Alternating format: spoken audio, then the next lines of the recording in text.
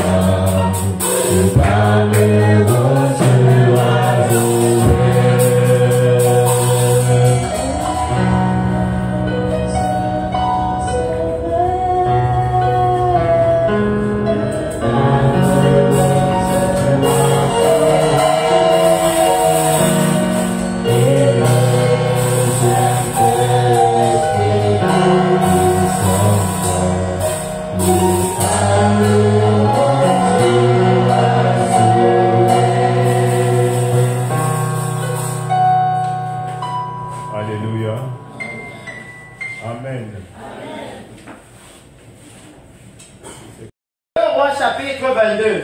Et j'ai dit, je vais me mettre dans le contexte de l'église ici. Et vous allez au travers de ça voir que même cette repentance que vous êtes en train de faire, il y a un fruit qui est derrière ça dans la vie, qui est clair, et que je vais expliquer ici. Parce qu'il dit, Josias, je vais lire à partir du verset même 1. Josias avait 8 ans lorsqu'il devint roi. Il régna 31 ans à Jérusalem. Sa mère s'appela Jézida, fille d'Adaja de Boscat. Regardez. Il fit ce qui est droit aux yeux de l'Éternel. Alléluia. Moi, je ne sais pas pour vous, mais pour moi, en tant que chrétien, voici le témoignage que moi je veux. Amen. Parce que si vous lisez le livre de Hébreux, Hébreu va vous dire qu'il y a des personnes qui ont été enlevées. Et qu'avant qu'ils soient enlevés, par exemple, Enoch, il a reçu le témoignage qu'il était agréable à Dieu. Est-ce qu'il y a un chrétien dans l'église qui cherche à savoir s'il est agréable à Dieu? Ça intéresse qui aujourd'hui? Ou bien certains se disent que non, je suis agréable à Dieu quand j'ai déjà 200, 300 000 à la base. Parce que tout ça, ça doit être restauré à l'église. L'église doit savoir que vous n'allez pas entrer dans le royaume des cieux à moins que Dieu ait témoigné de vous. Écoutez bien, ici sur la terre, que vous lui êtes agréable. Est-ce que le Seigneur est déjà en train de témoigner que telle personne m'est agréable? Est-ce qu'il est en train de le faire? Parce que là, l'église ne va plus s'endormir. Les chrétiens ne vont plus se dire, oh non, tu sais, moi je pars déjà à l'église, c'est suffisant. Quand nous allons entrer dans Matthieu chapitre 25, vous allez voir que ce christianisme banal-là, ça ne qualifie personne pour le royaume des cieux. Personne. Il dit que alors qu'il faisait ça, il avait le témoignage qu'il était droit aux yeux de l'Éternel. Il marcha dans toute la voie de David son père. Il ne s'en détourna ni à gauche ni à droite. Alléluia. J'aime les principes spirituels de la Bible. Parce qu'il dit que si tu dis voici mon père, alléluia. Si tu dis voici mon père, alors ce que Dieu attend, c'est que tu marches dans la même voie que lui. Alléluia.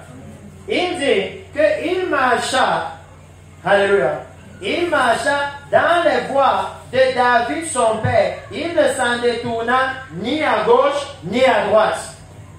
Parce que dans l'église aujourd'hui, beaucoup viennent vous dire, comme je vois, mon père spirituel, c'est lui qui est là-bas. Mais lui, il prêche A et moi, je prêche B. Est-ce que tu es en train de marcher dans sa voie? Comment alors on reconnaît que tu es son enfant? Si lui te dit monte, tu dis non, moi, Dieu m'a parlé. Dieu m'a parlé. L'apostasie de l'église d'aujourd'hui. Dieu m'a parlé. Mais si Dieu t'a parlé, ça veut dire que lui n'est plus ton père spirituel. Alléluia. Parce que Dieu, le Dieu que nous servons, nous devons connaître Dieu. Dieu respecte l'ordre. Alléluia. Il respecte l'ordre. Alléluia. Dieu respecte, c'est dans la Bible. Le moment, et j'aurai le temps de partager tout ça, le moment où Dieu parle à Samuel, alléluia, Élie est tombé. Dieu ne parle plus à Élie. Au point où Dieu envoie maintenant un prophète à Élie. Élie qui avait l'Urim et le Thummim. Alléluia. Dieu lui envoie maintenant un prophète. Ça veut dire que quand Élie va regarder l'Urim et le Thummim, il n'y a plus rien qui vient. Alléluia. Il lui envoie un prophète pour le réprimander. Et par la suite, Dieu commence à parler à Samuel. Alléluia. Au point où maintenant, c'est Élie qui a besoin de savoir auprès de Samuel qu'est-ce que Dieu dit. Alléluia. Mais dans l'église au Cameroun, Dieu parle au Père, il parle au Fils, c'est la même chose. La confusion commence. Que moi, Dieu m'a dit va à gauche. Moi, Dieu m'a dit va à droite. Les divisions. Ça ne peut pas venir de la parole du même Dieu. Alléluia. Ça ne peut pas. Dieu n'est pas un Dieu de désordre. Il dit ici que la logique de Dieu voulait que le Fils marche dans la voie de son Père. Il suive la même direction que son Père. Il suive les mêmes instructions que son Père. Alléluia. C'était ça la logique de Dieu. Et si vous allez plus loin, vous allez voir que quand Salomon a suivi les instructions de David, la Bible va dire que son trône fut affaibli. Alléluia. Quand il a suivi les instructions de David. Parce que s'il y a une grande maladie dans l'église maintenant, c'est qu'en réalité, il n'y a plus de père et de mère spirituels et d'enfants spirituels. Chacun est né lui-même comme ça. Oui, parce que Dieu parle à tout le monde. Si on dit à une soeur dans l'église, ma soeur, le monsieur c'est là, parce que c'est ça maintenant dans l'église, on va évangéliser quand on veut se marier. Comme ça, on l'amène à l'église, il passe au doigt de lui le mariage. Et si le pasteur dit que le monsieur, sinon, ne sait même pas s'il est converti. Je suis venu hier et avec lui. Alors, Dieu lui a parlé. Elle a vu dans le songe qu'il lui a mis la barre de doigt. Dieu lui a déjà parlé. Et après 6 mois de mariage, maman passe vraiment, je ne comprends pas la chose. Dieu qui avait parlé, maintenant ça a changé en route. Ça, ce sont les conséquences de l'apostasie dans l'église. Alléluia. Ce sont les conséquences d'une autre voix qui est entrée dans l'église. Ce n'est pas la voix de Dieu. Sa parole dit que la bénédiction de l'Éternel ne s'accompagne d'aucun chagrin. Alléluia. Donc s'il y a ça dans l'église ici, c'est maintenant qu'il faut commencer à se repentir et à éteindre l'autre voix là. Ce n'est pas la voix du Seigneur. Pour moi, j'aime qu'on soit clair. Parce que si maintenant on a la bonne fréquence, alléluia, alors on peut avancer ensemble. Mais si moi j'écoute FM 94 et que toi tu écoutes FM 105, on aura toujours les informations divergentes. On doit avoir la bonne fréquence. Alléluia. La bonne fréquence. Et il dit ici, la 18e année du roi Josias, le roi envoya dans la maison de l'Éternel Shaphan le secrétaire, fils d'Absalia, fils de Meshulam. Il lui dit, monte vers Ilkija le souverain sacrificateur, et qu'il amasse l'argent qui a été apporté dans la maison de l'Éternel, et que ceux qui ont la garde du seuil ont recueilli du peuple. On remettra cet argent entre les mains de ceux qui sont chargés de faire exécuter l'ouvrage dans la maison de l'Éternel, et ils l'emploieront pour ceux qui travaillent aux réparations de la maison de l'Éternel. Alléluia. J'amène ça parce que je veux que vous et moi on ait le contexte. Parce qu'on est dans un contexte où le Seigneur est en train de dire que sa maison est détruite, mais qu'il va rebâtir, qu'il va réparer, qu'il va restaurer. Alléluia. Amen. Et maintenant, ici dans la Bible, vous arrivez maintenant. Je suis en train d'amener l'église. Comment le Seigneur parle. Parce que j'ai dit à certains, s'il vous plaît, ne faites plus ces affaires où quelqu'un vient dire les prophètes. Il parle, il dit, oui, c'est Dieu. Il finit, non. Si c'est le Seigneur, nous allons prendre la Bible, voir ce que le Seigneur dit et qu'est-ce que nous devons faire. Alléluia. La parole de Dieu ne peut pas être quelque chose qu'on va prendre autant à la légère.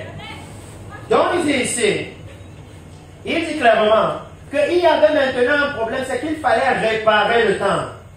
Et si vous regardez, le roi qui était là avant lui avait même à un moment fait fermer le temple de l'Éternel.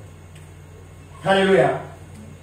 Il avait fait fermer le temple. Ça veut dire qu'il n'y avait plus l'adoration. Alléluia. Il n'y avait plus d'adoration à cause du roi qui était là avant. Mais maintenant, quand un nouveau roi est venu, Dieu veut maintenant restaurer les choses et il suscite un nouveau roi. Et la première des choses qu'il met dans le cœur du roi, c'est il faut restaurer ma maison. Alléluia. Parce que la maison de l'Éternel, a une puissance. Alléluia. La maison de l'Éternel, c'est la maison dont Salomon a parlé quand il a dit que non, si même quelqu'un pêche, si l'ennemi est en train de les vaincre et qu'il vient te supplier dans cette maison, exauce-le du ciel. La maison de l'Éternel avait un rôle capital. Donc vous pouvez imaginer ce qui se passe lorsque la maison de l'Éternel est fermée. Alléluia. Ça veut littéralement dire que la connexion entre Dieu et le peuple est coupée. Alléluia. Parce que le peuple était censé l'adorer là-bas. Ils étaient censés offrir le sang parfait de l'agneau parfait dans le lieu très saint. Et la gloire de Dieu descendait. Mais maintenant, s'ils ont fermé, ça veut dire qu'il n'y a plus d'adoration. Et la gloire de Dieu ne peut plus visiter. Alléluia. Oh oui, je suis en train d'expliquer à l'église pourquoi la gloire ne visite pas l'église. Parce qu'il dit que vous pouvez vous poser la question que mais nos églises sont ouvertes. Qu'est-ce que tu veux dire? Nos églises sont ouvertes. Tous les dimanches on adore, les mercredis on adore, les vendredis on adore. Et je suis en train de vous dire que allez lire le livre de Malachie. Parce que là-bas, ils adoraient. Mais ils leur disaient que pour moi c'est comme si la porte est fermée. Bien que vous adorez, c'est comme si la porte est fermée. Dans le livre de Malachie, il pouvait leur dire, oh, comme je souhaiterais que l'un de vous se lève et qu'il me ferme la porte du temple. Donc pour lui, bien qu'ils adoraient, pourquoi? Parce que leur adoration n'était pas conforme. Je suis maintenant en train de vous expliquer c'est quoi le temple fermé. Il dit, ce n'est pas que dans l'église là, ils ne chantent pas. Ce n'est pas que dans l'église là, on ne prêche pas. Mais le problème, c'est que l'adoration n'était pas conforme. Ils amenaient à Dieu des bêtes aveugles, des bêtes boiteuses. Ce que la loi de l'Éternel disait, non, n'offrez jamais ça à Dieu. Il dit que les femmes adorées à la chorale avaient la poitrine dehors. L'impudicité. C'est que Dieu dit que non, ne m'offrez pas. Il louait le Seigneur et dans le cœur, elle pense au chaud, il pense à la petite. Ce que Dieu dit que non, ne m'offrez pas ça. Je ne prends pas ça. Qu'ils viennent à l'église et ils donnent les offrandes. Mais derrière l'offrande, la grosse enveloppe, il veut prendre le contrôle de l'église. Dieu dit, je n'aimerais pas ça. Oh non, moi je n'aimerais pas ça. Ça c'est une autre adoration que vous êtes en train de faire. Alléluia. Amen. Il dit non, pour Malachie, le temple était ouvert. Et les sacrificateurs disaient non, la table de l'Éternel est méprisable. Comme aujourd'hui dans l'église. Les pasteurs ont vu que vraiment quand on est pasteur, il y a seulement les dîmes et les offrandes. Laisse-moi retourner à l'école, je vais devenir prophète. Donc l'appel que le Seigneur lui a fait, ça ne suffit pas. Laisse-moi mettre pour moi. Maintenant, moi je décide. C'est moi qui m'appelle, je vais devenir prophète. Dans l'église, il dit non, l'église là, pour Dieu, c'est un temple qui est fermé. L'église là-haut, le standard de l'adoration, c'est nous qui définissons. Alléluia. Il dit que ça ne peut pas se passer comme ça. Pour que vous compreniez bien le contexte dans lequel on est. Le contexte. Que quand vous voyez l'église, là où les pasteurs disent non, il a dit les dîmes, les offrandes, mais laissez-moi un peu introduire l'offrande du prophète. Laissez-moi un peu introduire, comment on appelle ça, les sacrifices. Vous devez donner les sacrifices. Alléluia. Il dit non, le temple là pour l'Éternel c'est fermé. Que rester sur l'adoration comme le Seigneur a demandé. Et il dit alors que dans ce moment-là, c'était le moment de la réparation. C'était le moment de la restauration. Alléluia. Je vous ai dit, j'amène ça ici, parce que c'est littéralement ce que l'Église ici est censée faire.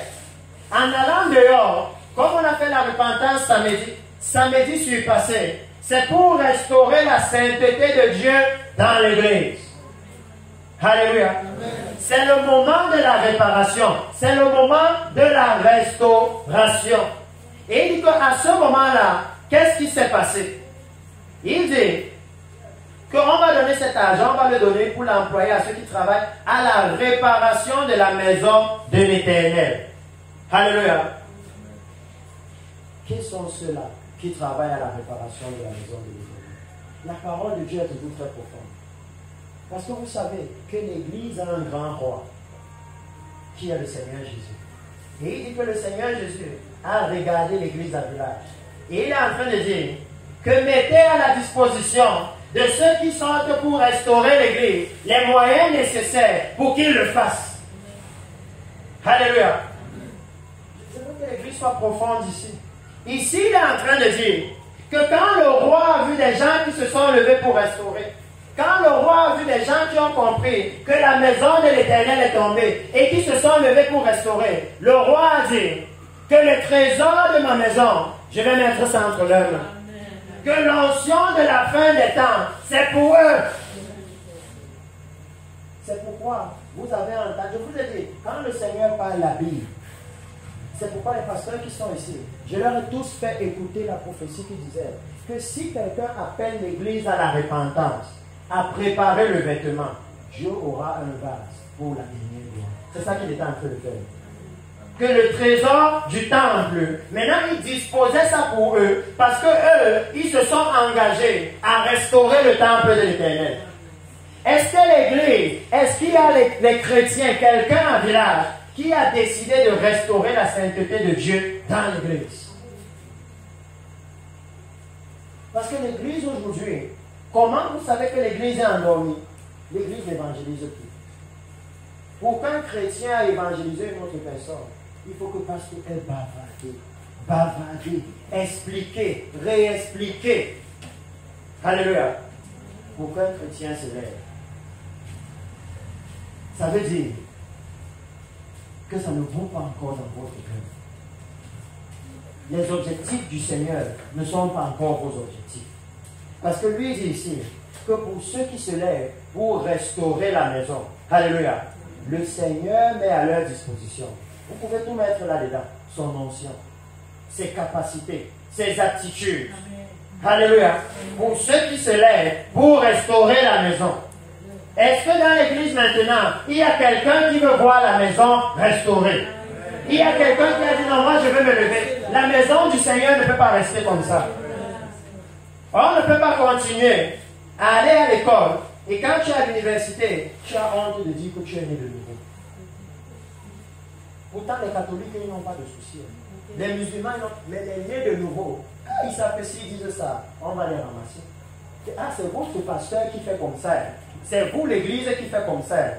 Ils savent que qui s'est levé pour restaurer la réputation de l'église. Que là où tu es, dans le lieu de service là, il y a plusieurs chrétiens. Mais comme ça répond, dit non. Vous savez, il y a beaucoup de gens ici. Mais Simon, c'est lui le vrai chrétien. Amen. Parce que les non-chrétiens, ils connaissent le standard. Alléluia. Je ne vais pas entrer pour vous parler de la magnificence du temple de l'Éternel. Et ce que ça signifie pour vous. Comment ils ont dit à Jésus que regarde la splendeur de ce temple. Avant que Jésus leur dise que vous voyez ça, ça sera totalement brisé. Jésus disait que vous voyez les chrétiens ici, ils vont tomber dans l'apostasie. La magnificence que vous voyez sur eux là, la gloire que vous voyez sur eux. Alléluia. Les insignes de la majesté que vous voyez sur eux, ça va finir. Les femmes chrétiennes que vous voyez là, qui se couvrent avec pudeur et modestie, qui considèrent que leur corps est un trésor, elles vont devenir plus mondaines que les mondaines. Au point aussi, la mondaine met la jupe ici, elles vont mettre ici. Elles vont considérer que leur corps, c'est pour le premier venu, ça n'a pas de valeur. Quelque chose que la Bible dit, que Dieu a façonné, il a tissé les nerfs lui-même. Alléluia. Eux, ils vont considérer ça ne sert à rien. Ils vont perdre la magnificence de l'Éternel. Et il dit ici que c'est le moment. Si vous écoutez, le message dit ici que quand l'église est comme ça, l'église est tombée. Alléluia. Parce qu'il y a eu une autre dispensation. Qu'à cette heure-ci, le Seigneur est en train de chercher les réparateurs des brèches. Alléluia. Je n'ai pas le temps. Parce que chaque phrase que je dis, je vois que ça devient un autre message. Mais vous pouvez aller dans Isaïe. Vous allez lire ça là-bas. J'aime la Bible parce qu'elle est dans la Bible.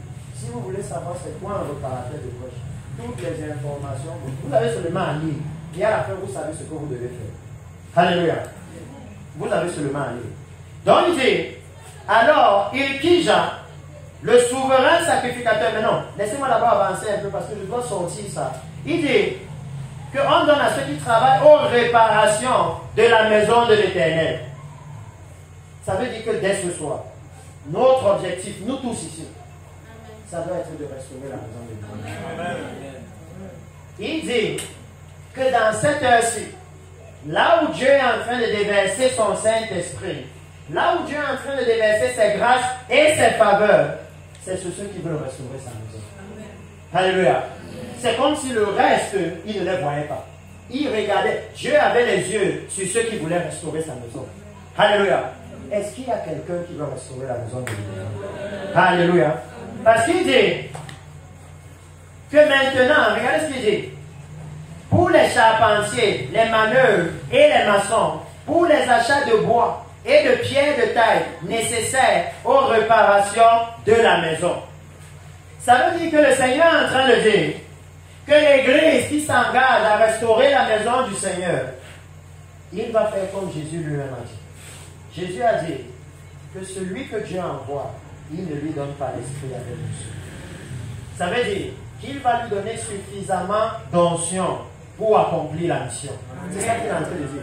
Que donnez-leur ce qui est nécessaire pour acheter ce qu'il faut pour restaurer la maison. Donc personne ne va pouvoir dire au Seigneur, oh non Seigneur, je ne pouvais pas faire ceci. Je ne pouvais dire non. Il y a assez d'onction à cette heure-ci pour que quiconque veut restaurer l'Église, quiconque veut restaurer la sainteté de Dieu dans l'Église, pour que le Seigneur l'utilise. Alléluia. Amen. Il y a assez. Dieu n'est pas limité. Donc il dit, mais on ne leur demandera pas compte pour l'argent remis entre leurs mains, car ils agissent avec probité. Alléluia. Maintenant, le Seigneur dit que peu importe ce que vous faites dans l'église, que vous soyez leader de la chorale, que vous soyez pasteur, que vous soyez ancien, que vous soyez évangéliste, alléluia, peu importe, la caractéristique première qu'il demande à l'église à cette heure-ci, c'est la probité. Alléluia. Il demande à l'église à cette heure-ci l'intégrité. Alléluia. Et si vous vous souvenez, c'est la caractéristique première que le Seigneur élève chez Job. Il dit à Satan, est-ce que tu as vu mon serviteur Job? Il n'y a pas un homme sur la terre qui est intègre comme j'ai dit tout à l'heure, moi je ne sais pas pour vous, mais moi je veux que Dieu parle de moi comme social. Qu'il n'y a pas quelqu'un qui est intègre. Je ne connais pas les objectifs que vous poursuivez dans l'église. Peut-être que certains c'est le mariage, peut-être que l'autre c'est le bébé. Moi ce que je poursuis, c'est qu'il faut que Dieu témoigne de moi. C'est ça qui m'intéresse. Parce qu'il dit que quand il a témoigné des nôtres, il a amené les nôtres au ciel. C'est dans la Bible. Moi, c'est ça qui m'intéresse. Qu'est-ce qui me confirme? Qu'est-ce qui me garantit que je vais entrer? Alléluia. Pourquoi je n'ai pas perdu mon temps à venir à l'église? Il faut quand même capitaliser. S'il y a un endroit là, il faut être capitaliste. C'est ici, avec son salut. Alléluia. C'est là qu'il faut être capitaliste. Il dit, alors, Ilkija, le souverain sacrificateur, dit à Shaphan, le secrétaire, j'ai trouvé le livre de la loi dans la maison de l'Éternel. Et Ilkija donna le livre à Shaphan, et Shaphan le lut. Alléluia. Vous et moi, nous devons pouvoir comprendre cette histoire. Que le Seigneur est en train de dire que pendant longtemps, Judas fonctionnait sans la parole de l'Éternel. Il n'avait pas de standard. Le livre de la loi avait disparu. Alléluia. Ça veut dire que chacun fonctionnait comme il voulait. Mais il dit que le secret c'est ici. C'est que quand ils ont décidé de réparer la maison de l'Éternel, alors le livre de la loi est réapparu dans le temple. Ça veut dire qu'à partir de ce moment, la confusion est finie. Avant, n'importe qui pouvait venir et dire l'Éternel a parlé, l'Éternel a parlé. Il n'avait pas la loi de Dieu pour savoir est-ce que c'est ça ou pas. Alléluia. Mais maintenant, une fois que le livre de la loi est retrouvé, alléluia, plus personne ne peut venir tromper Israël. La parole de l'Éternel est là. Parce que dans Isaïe, il avait dit que non, si quelqu'un vient vous dire A ou B, dites-lui à la loi et au témoignage. Donc c'est là-bas qu'on va éprouver. Mais maintenant, comment ils allaient éprouver? Comment les sacrificateurs allaient pouvoir rendre le ministère? La loi de l'Éternel avait disparu. Pourtant, dans la loi de Dieu, il dit que chaque sacrificateur devait avoir une copie de la loi. Chaque roi devait avoir. Comment alors il pouvait diriger le peuple si la loi de l'Éternel n'était plus là? Est-ce que vous comprenez le problème de l'Église? Que quand nous avons mis la parole de Dieu de côté, maintenant, ce sont nos songes et nos visions qui dirigent l'Église. Parce que j'ai vu un frère avec le serpent. Parce que j'ai vu telle chose. J'ai vu telle chose. Quand ça devient ça qui dirige l'Église, l'ennemi aussi va vous manipuler. Parce que la Bible dit que les songes viennent aussi de la multitude des occupations, n'est-ce pas? La Bible dit que les songes viennent aussi de la multitude des occupations.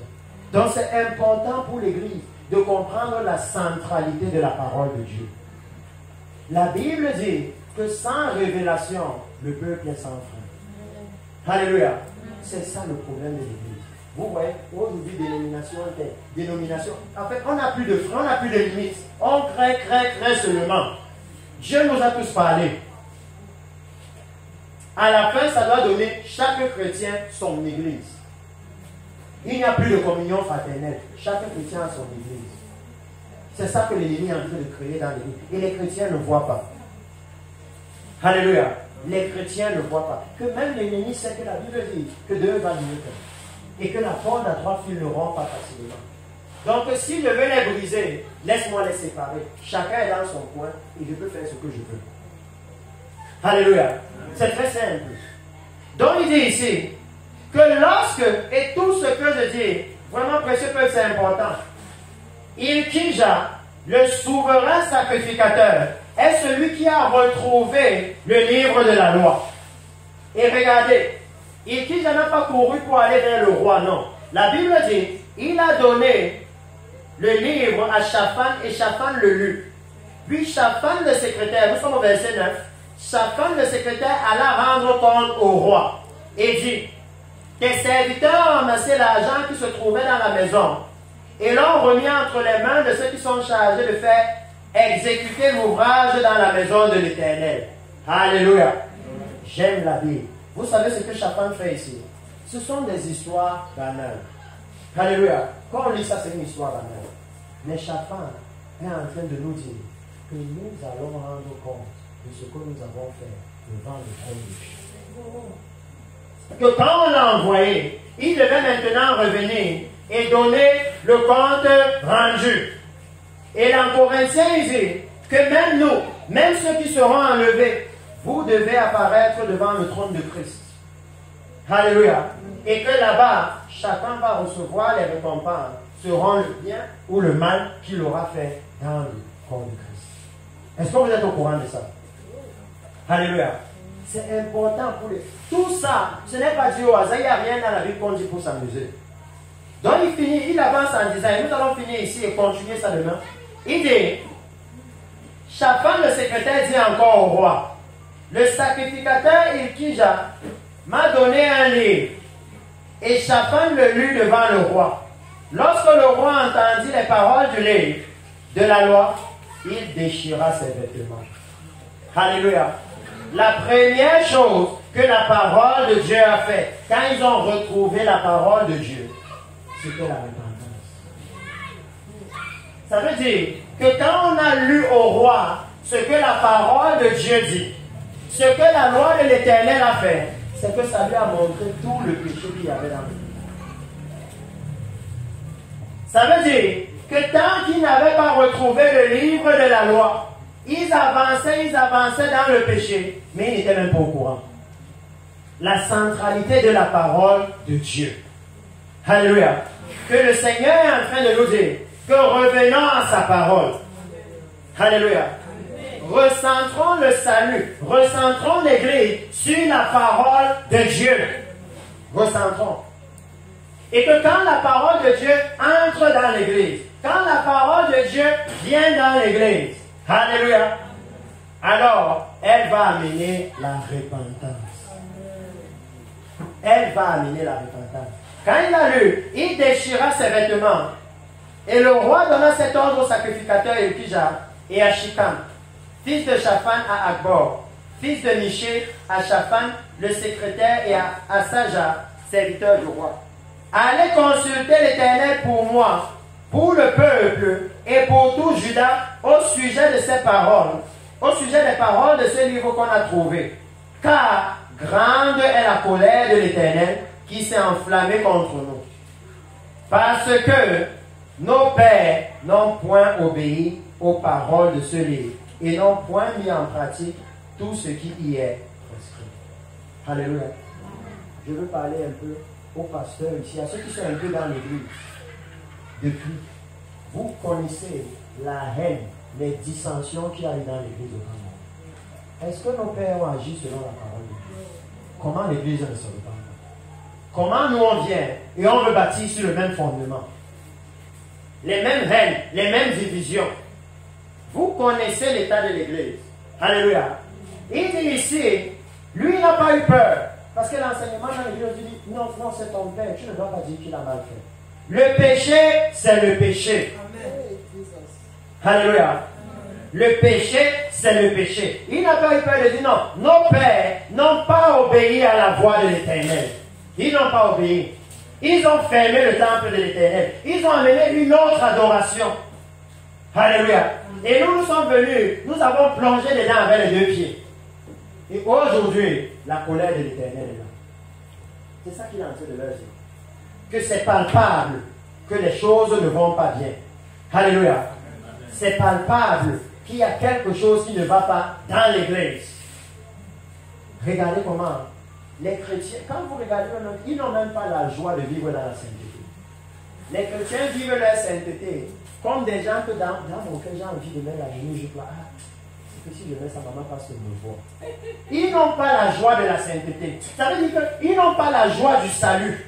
Ils n'ont pas envie d'être saints. La sainteté, ce n'est pas quelque chose qu'ils aiment. Non. Il y a un problème. Parce qu'il dit que si vous êtes né de nouveau, ce qui est de la chair est chair, et ce qui est esprit est esprit. Alléluia. Vous êtes une nouvelle créature. Vous avez une nouvelle nature. Et l'esprit est de la sainteté. L'esprit ne veut pas qu'on le force pour qu'il se sanctifie. C'est pour ça que l'Esprit de Dieu est sensible à la réprimande. Que si quelqu'un entre seulement, regardez, vous arrivez dans une église et une sœur l'a mis juste ici. Et elle arrive et elle trouve que toutes les femmes sont couvertes. Couvertes jusqu'aux pieds. Vous allez voir naturellement, elle va chercher à se cacher elle. Elle est convaincue elle-même qu'il y a un problème chez vous.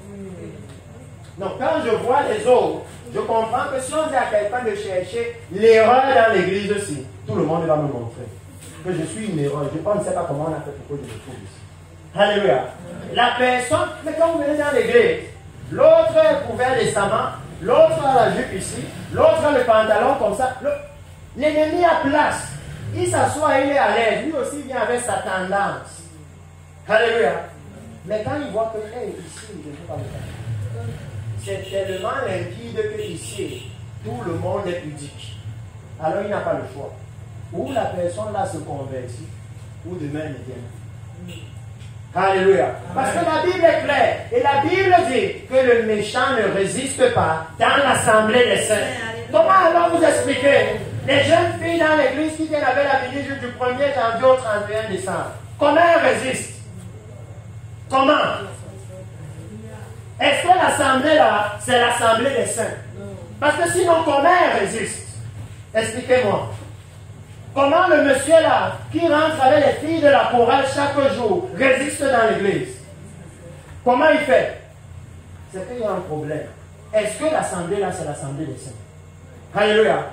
Parce que dans le royaume de Dieu, dans l'assemblée des saints, le modèle de l'assemblée des saints, c'est dans le royaume de Dieu.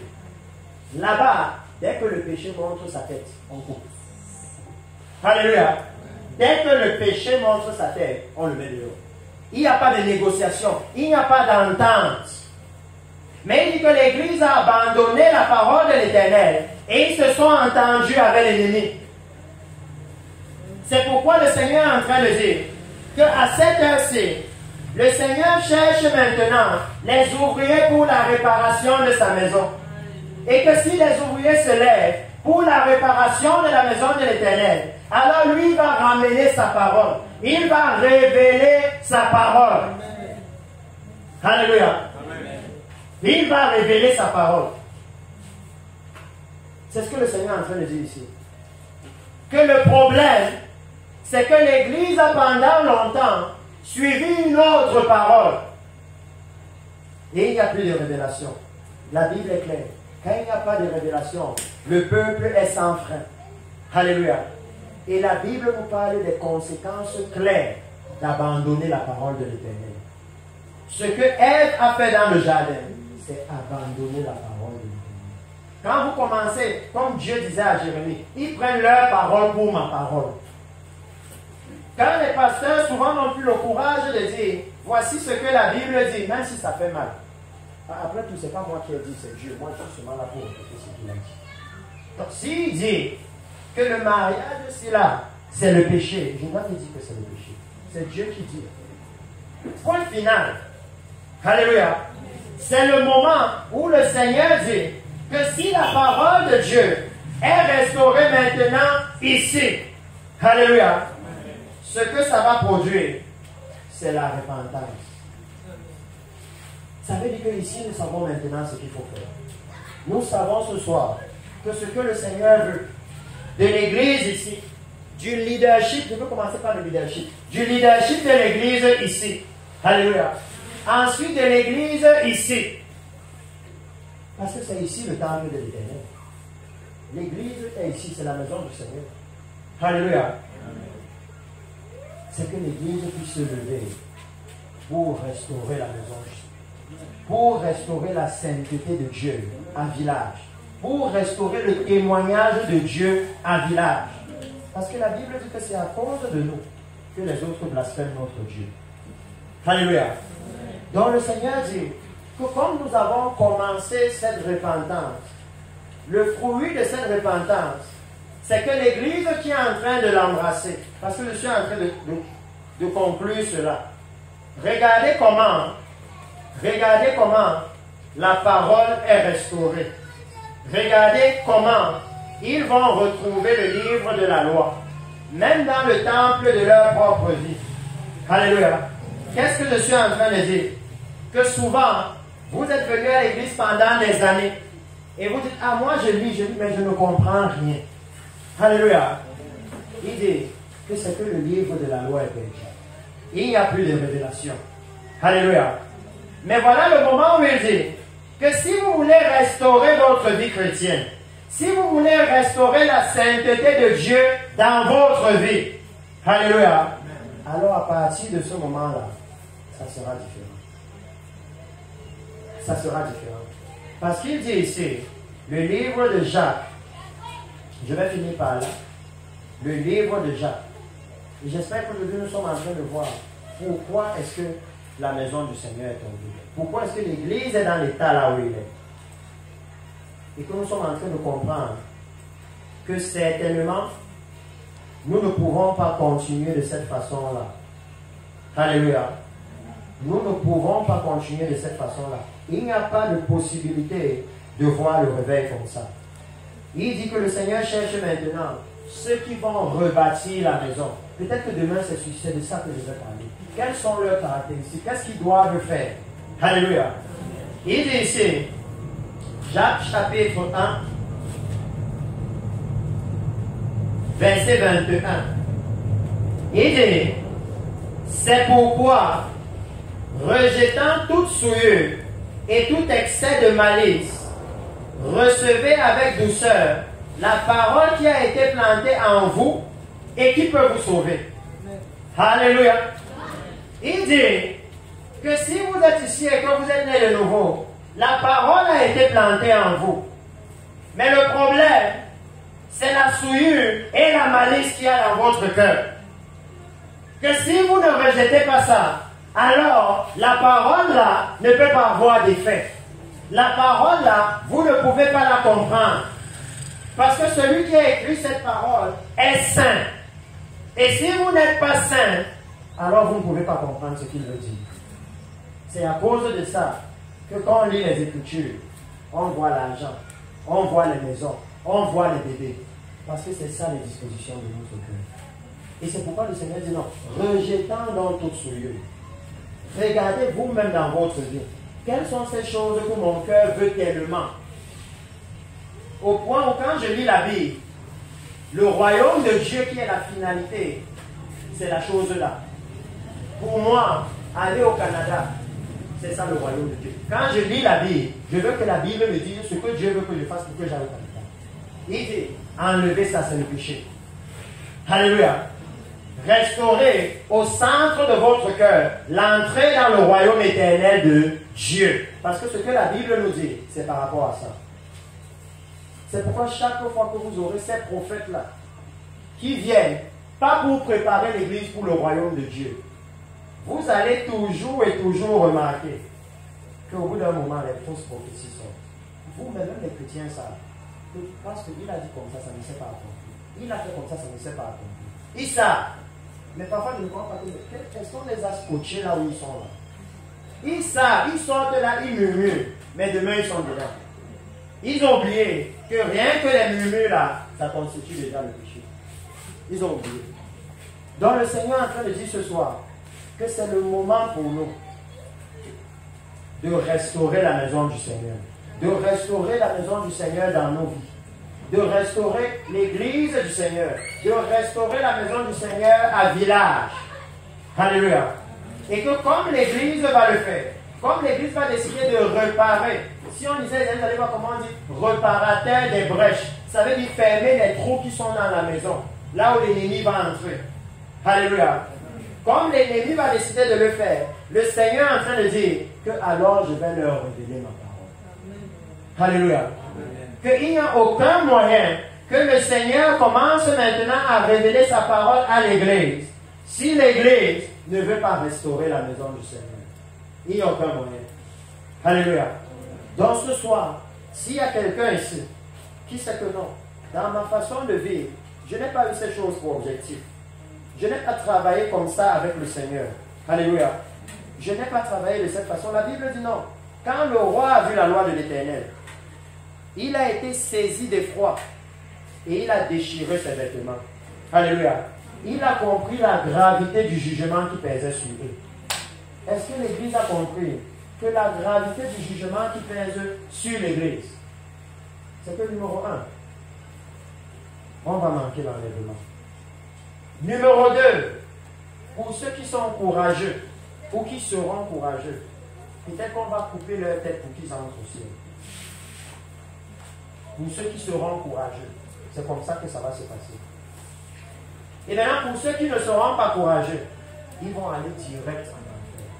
Là où Dieu va leur donner un corps spécial. Que même si ça brûle comment, Sodome et Gomorrhe, ils ont brûlé, le feu s'est éteint. Là-bas, le feu ne s'éteint pas et ton corps ne se consume pas. Mais tu as mal. Tu souffres de tout ce qu'il y a là-bas. Il dit que maintenant l'Église a le choix. Et que c'est ici à l'EMAC que le Seigneur veut qu'on parle de ça. Ça veut dire que c'est ici à l'EMAC que le Seigneur dit que vous pouvez décider de continuer de réparer la maison du Seigneur. Ne regardez pas aux autres. Le roi était spécifique sur ceux à qui il disposait les biens du temps pour restaurer la maison. Il a précisé que c'est ceux qui travaillent à la réparation. Ça veut dire que si d'autres décident de rester les bras croisés, vous, ce n'est pas votre souci. Alléluia. Aujourd'hui, vous savez maintenant ce qu'il y a derrière le fait de restaurer la maison du Seigneur. Alléluia. Vous savez maintenant. Ça veut dire que demain, si vous dites non, allons organiser telle chose là-bas, ce sera en connaissance de cause. Vous savez ce que vous cherchez, ce que c'est censé produire selon les Écritures. Là où les autres ne savent pas. Et ils vont généralement tout faire, comme Tobija et Sambalat faisaient, pour décourager Néhémie. Pour dire à Néhémie que non, arrêtez de bâtir. Est-ce que Dieu vous a même envoyé faire ça? Arrêtez. Alléluia. C'est pourquoi c'est important. Si quelqu'un réalise ici que je n'ai pas saisi cette mission, je n'ai pas été en train de faire ce travail-là pour le Seigneur, de réparer la maison du Seigneur. Je n'ai pas compris que voilà la mission que le Seigneur bénit à cette heure. Le moment où le temple est détruit, Dieu veut alors les gens qui vont restaurer le temple. Alléluia. Il ne cherche pas autre chose. Même nous ici, si ta maison a un problème, un mur commence à s'effriter, la personne que tu cherches, c'est qui peut réparer le mur ici. C'est ça, non? Tu ne vas pas venir chercher qui va réparer le toit alors que le toit n'a pas de problème. Si tu fais ça, on va dire que mais la personne c'est insensé. Tout le monde voit que la maison s'écroule et lui il arrange le toit. Non. Donc le Seigneur est en train de dire qu'à cette heure-ci, il appelle ceux qui veulent réparer la maison. Et il leur promet que pour ceux qui vont s'engager à réparer la maison, lui il dispose de tous les biens de son temps, de tous les moyens de son temps, afin que la maison soit restaurée. Et il dit que comme ils seront en chemin en train de restaurer la maison de l'Éternel, il va maintenant ramener sa loi, sa parole au centre de ce peuple-là. Alléluia. Au centre de ce peuple-là. Donc, comme j'ai dit, s'il y a quelqu'un ici qui a réalisé que non, je n'ai pas vécu comme il faut, ma vie n'a pas honoré le Seigneur, je n'ai pas servi le Seigneur comme il faut. Parce que souvent, nous sommes dans l'église. Mais comment est-ce que nous servons le Seigneur? Est-ce que nous servons le Seigneur avec zèle? Est-ce que nous sommes en train de restaurer la maison du Seigneur? Alléluia. Souvent, nous-mêmes, les serviteurs de Dieu, parfois dans l'ignorance, nous avons participé à détruire la maison du Seigneur. Parfois, dans l'ignorance, nous sommes allés écouter les faux prophètes et nous avons amené leur prophétie dans l'église. Et ça a amené la confusion. Parce que nous n'avons pas su comment jauger. Mais il dit que maintenant, le Seigneur est en train de restaurer les choses. Donc, pour tout cela, vous pouvez lever les mains avec moi. Vous levez les mains avec moi. Nous allons prier et parler au Seigneur. Nous allons demander au Seigneur ce soir de faire de nous des bâtisseurs, de faire de nous des réparateurs des brèches. Et je pense que si le Seigneur le permet, demain nous allons entrer là-dedans dans le livre d'Ésaïe. Nous allons faire ensemble cette prière. Précieux Seigneur Jésus, j'ai entendu ta parole. Et ce soir, je décide de me repentir de mes péchés. Lave-moi dans le sang précieux de Jésus. Et purifie-moi de toute souillure. Seigneur, renouvelle mon entendement. Et remplis-moi de ton Saint-Esprit. Comme je décide ce soir d'aller rebâtir ta demeure, d'aller restaurer ta demeure.